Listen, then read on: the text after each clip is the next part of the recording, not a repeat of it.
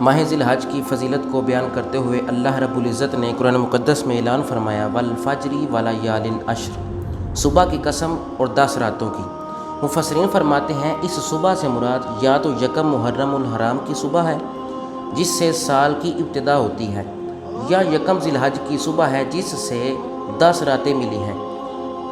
جن میں بطور خاص حج کے ایام آتے ہیں، یا مفسرین فرماتے ہیں عید الاضحیٰ کی صبح مراد ہے اس فجر سے کہ یہ وہ صبح ہے کہ جس میں حج کے اہم رکن طواف زیارت کا وقت شروع ہو جاتا ہے۔ پھر اس کے بعد فرمایا اللہ رب العزت نے ولیال عشر، اس کے متعلق مفسرین فرماتے ہیں حضرت عبداللہ بن عباس سے مروی ہے، وہ فرماتے ہیں کہ ان سے مراد ذی الحج کی پہلی 10 راتیں ہیں کیونکہ یہ زمانہ حج کے اعمال میں مشغول ہونے کا زمانہ ہے۔ اس کے بعد حضرت عبداللہ بن عباس سے ہی مروی ہے، آپ روایت فرماتے ہیں حضور اکرم نبی رحمت صلی اللہ تعالی علیہ وسلم نے ارشاد فرمایا اللہ رب العزت کے نزدیک ان 10 دنوں کے مقابلے میں کسی دن کا عمل زیادہ محبوب نہیں ہے۔ صحابہ نے عرض کی یا رسول اللہ صلی اللہ تعالی علیہ وسلم، کیا جہاد فی سبیل اللہ سے بھی افضل نہیں ہے؟ کوئی زیادہ محبوب عمل نہیں ہے اللہ کو؟ فرمایا ہاں، جہاد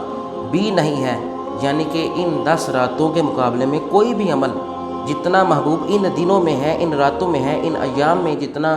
عمل اللہ کو محبوب ہے کرنا بندے کا، دیگر ایام میں نہیں۔ علماء کرام تو فرماتے ہیں کہ جس نے ذی الحج کے 10 دنوں کے روزے رکھے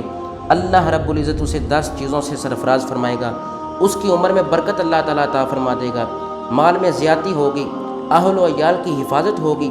وہ بندہ گناہوں سے دور رہے گا، نیکیاں اس کی زیادہ ہو جائیں گی، اور موت کی جو سختیاں ہیں وہ آسان ہو جائے گی۔ جو قبر کی طریقی ہے اللہ رب العزت اپنے فضل سے قبر میں روشنی عطا فرما دے گا، اور میزان عمل پر جب نفسی نفسی کا عالم ہوگا تو اس کا میزان کا وزن بھاری ہوگا، جہنم کے نچلے درجوں سے اللہ رب العزت اسے نجات عطا فرما دے گا، اور جنت کے اعلیٰ درجات اللہ اس کو عطا فرمائے گا۔